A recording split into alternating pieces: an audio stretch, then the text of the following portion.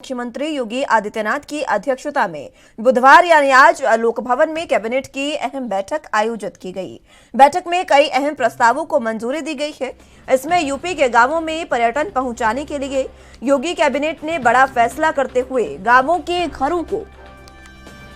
Hotel और laws में तब्दील किए जाने का भी प्रस्ताव किया है। इससे प्रदेश में इको टूरिज्म को बढ़ावा मिलने के साथ ही रोजगार के नए संसाधन भी उपलब्ध होंगे। कैबिनेट बैठक में राज्य विधानमंडल का शीतकालीन सत्र 5 दिसंबर से शुरू करने का भी निर्णय लिया गया। शीतकालीन 3 दिन का होगा। इस दौरान अनुपूरक बजट भी पेश किया जाएगा। कैबिनेट बैठक में नई पर्यटन नीति को मंजूरी दी गई है। महलों, पुरानी हवेलियों को हेरिटेज होटल के तौर पर विकसित करने का प्रावधान भी किया गया है। गांवों में पर्यटन को बढ़ावा देने के लिए भी पर्यटन नीति में व्यवस्था की गई है। गांवों के इच्छुक लोग अपने मकानों को होटल लॉज के तौर पर विकसित करेंगे।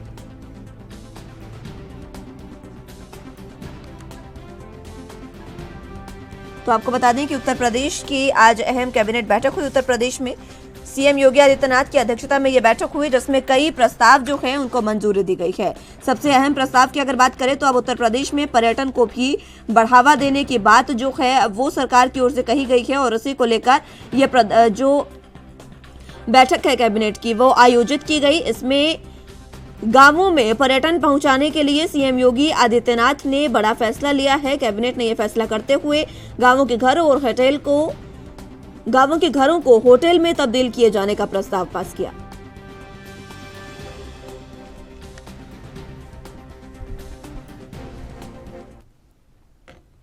जरा जानकारी के लिए लखनऊ से संवाददाता जितेंद्र चौहान हमारे साथ मौजूद हैं। जितेंद्र, फिलहाल जिस तरीके से कैबिनेट की अहम बैठक हुई, इसमें अब जो प्रस्ताव पास किए गए हैं उसमें पर्यटन को बहुत ज्यादा महत्वता दी गई है। ये कहा जा सकता है कि उत्तर प्रदेश में अब पर्यटन को बढ़ावा देना चाह रही है सरकार।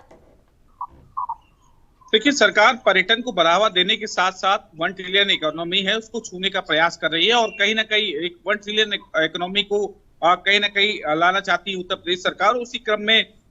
लगातार सरकार पर्यटन को बढ़ावा दे रही है। उत्तर प्रदेश के अलग अलग जिलों में कहीं ना कहीं पर्यटन का जो कहा सकता है उनको बढ़ावा देने का काम किया जा रहा है। तो सबसे पहले बात की जाए तो आज लखनऊ में कैबिनेट बैठक हुई थी, जिसमें 24 प्रस्तावों पर मोहर लगी, जिसमें 12 को मंजूरी मिल गई है और 24 प्रस्ताव पर पेश किए गए थे। उसमें बात की जाए तो उच्च शिक्षा विभाग में निजी विद्यालय के अधिनियम 2019 के अंतर्गत HRIT विश्वविद्यालय के स्थापना हेतु प्रस्ताव रखा गया है। उत्तर प्रदेश में निजी विद्यालय अधिनियम 2019 के अंतर्गत निजी क्षेत्रों में HRIT विद्यालय के गाजियाबाद उत्तर प्रदेश की स्थापना होगी, जिसका आशय पत्र निर्गत किए जाने के संबंध में आज कहा गया है। सौर ऊर्जा के संबंध में प्रस्ताव रखा गया था, जिसमें सौर ऊर्जा नीति 2022 में क्रियान्वयन संबंध में प्रस्ताव रखा गया था और साथ ही साथ पर्यटन नीति 2022 के प्रख्यात संबंध में रखा गया है, जिसमें जैसा कि आप बताया कि जो गांव है उसमें कहीं ना कहीं निजी होटल बनाने के लिए प्रस्ताव रखा गया, उसको बढ़ावा देने का काम किया गया। साथ ही साथ चिकित्सा शिक्षा विभाग की बात की, लखनऊ के PGI है, PGI संस्थान में क्रिटिकल केयर के लिए मेडिसिन विभाग के 12 बेडों के लिए विस्तारीकरण उसको बढ़ावा देने के लिए यानी 12 बेडों को क्रिटिकल केयर में बढ़ाने का प्रस्ताव था, जिसको पास कर दिया गया है। न्याय विभाग में माननीय उच्च न्यायालय के न्यायिक कार्यों के सुगम में सुचारू रूप संचालन हेतु जो जजेस होते हैं उनको कहीं ना कहीं 135 लॉ क्लर्क ट्रेनिंग पदों को सापेक्ष कार्यरत क्लर्क ट्रेनिंग कार्यकाल का 1 वर्ष, स्थापना अधिनियम 2 वर्ष करने के लिए कहा गया है। साथ ही गृह विभाग की बात की जाए तो रामपुर में आतंकवाद निरोधक दस्ता यानी ATS के अंतर्गत जो स्पॉट पुलिस है उसके कमांडो को हब स्थापित करने के लिए कहा गया है और कानून व्यवस्था के तहत ये फैसला लिया गया है, क्योंकि उत्तर प्रदेश में अगर कोई आतंकी घटना होती है तो उस आतंकी घटना से निपटने के लिए कहीं ना कहीं ATS का जो वो कहीं ना कहीं बनाया जाएगा और स्पॉट कमांडो हब बनाने का काम किया जाएगा। और साथ ही साथ सहारनपुर में जो आतंकवाद निरोध दस्ता है ATS की स्पॉट कमांडो ट्रेनिंग सेंटर स्थापित किए जाएंगे, जिसमें लिए निःशुल्क भूमि सिंचाई विभाग आवंटित करने का प्रस्ताव था, जिसमें सिंचाई विभाग उस सेंटर को लिए जमीन देने का काम करेगी। साथ ही साथ संसदीय कार्य विभाग जो राज्य विधानमंडल के दोनों सदनों में आगामी सत्र का आह्वान होगा। और साथ ही साथ IT इलेक्ट्रॉनिक्स की बात की जाए उत्तर प्रदेश में सूचना एवं प्रौद्योगिकी जनवाती सेवा 2022 के अंतर्गत उसमें संबंध रखे गए, उसको पास करने का क्या, तो कुल मिला के 24 प्रस्ताव रखे गए थे। जिसमें 24 प्रस्ताव में 12 प्रस्ताव को पास किया गया और 12 प्रस्ताव में सबसे महत्वपूर्ण जो है वो पर्यटन विभाग का था और कहीं ना कहीं उसमें रोजगार को बढ़ावा देने के साथ साथ 1 ट्रिलियन इकोनॉमी को छूने का और पर्यटन की को बढ़ावा देने के लिए सरकार लगातार प्रयासरत है। पर्यटन को बढ़ावा देने के लिए सरकार प्रयासरत है और उसके लिए ये भी कहा जा रहा है कि इस बार शीतकालीन सत्र का जो प्रस्ताव इसमें रखा गया है बैठक में, इसमें ये कहा जा रहा है कि इस बार जब ये शीतकालीन सत्र होगा तो उसमें भी अगर बजट जो है वो अनुपूरक बजट जो होगा उसमें काफी ज्यादा जो बजट है वो पर्यटन के लिए निर्धारित किया जाएगा। देखिए, माना जा रहा है कि दिसंबर के 8 से 10 दिसंबर के आसपास ये विधानसभा सत्र बुलाया जाएगा और 3 दिवसीय सत्र अनुपूरक बजट के लिए बुलाया जाएगा, जिसमें जो बजट पास अनुपूरक बजट होगा उस अनुपूरक बजट में सबसे ज्यादा पैसा जो पर्यटक के विभाग के ऊपर खर्चा होगा। उसमें पर्यटक के दृष्टिकोण से उत्तर प्रदेश के कई ऐसे जिले हैं जहां पर पर्यटक के दृष्टिकोण से बढ़ावा देने का काम किया जाए और लगातार पर्यटन के दृष्टिकोण से उत्तर प्रदेश को बढ़ावा दिया भी जा रहा है, चाहे वो काशी विश्वनाथ की बात की जाए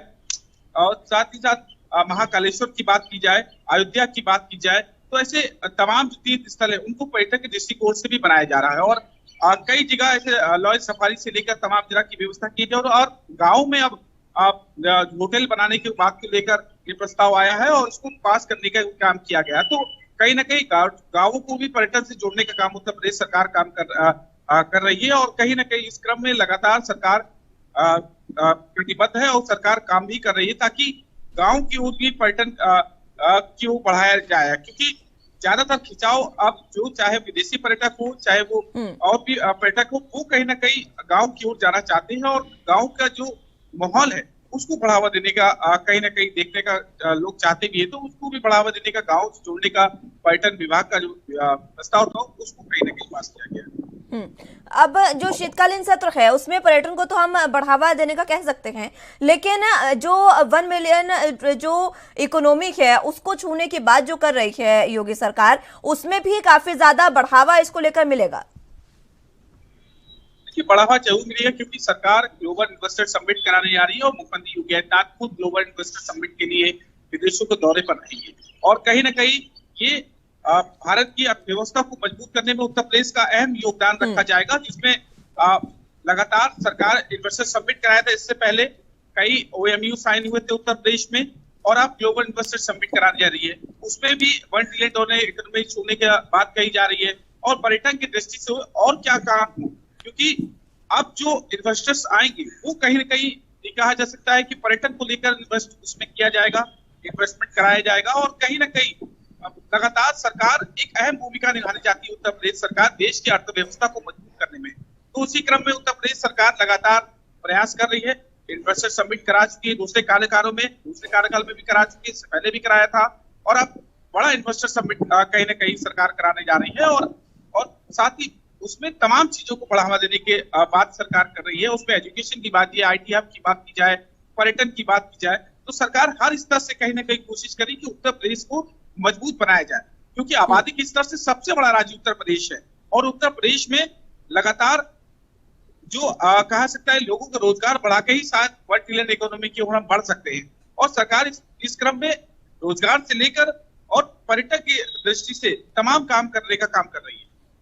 बिल्कुल। अब बात अगर शीतकालीन सत्र की करें तो वो भी 3 दिवसीय शीतकालीन सत्र इस समय जो होगा दिसंबर में वो निर्धारित किया गया है। इस सत्र में और क्या कुछ खास रह सकता है अनुपूरक बजट के साथ साथ? देखिए, सदन में कहीं ना कहीं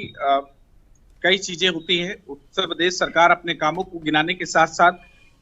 तमाम चीजें हैं, अनुपूरक बजट लेने का भी बात कर रही है और कहीं ना कहीं उत्तर प्रदेश की योगी सरकार जब से आई तब से कोई ना कोई परंपरा लेकर आई है और कहीं ना कहीं जिस तरह से पहले हुआ था महिलाओं को बोलने का मौका दिया गया था, उनके लिए 1 दिन का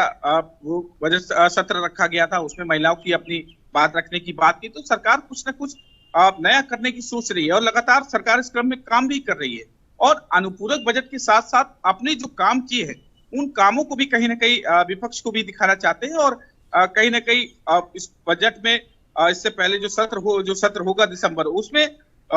उनके विपक्ष का जवाब भी सरकार को देने पड़ेंगे।